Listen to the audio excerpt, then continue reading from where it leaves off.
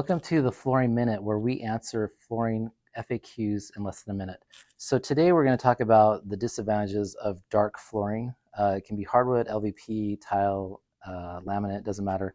The biggest one we get is that you see dust all the time. And so we've added a little bit of dust here. And so what happens with the dust when it shows on dark flooring, you see it a lot easier than other types of floors.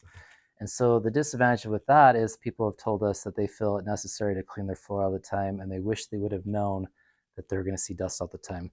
Other things like large objects and things like that is very easy to see as well.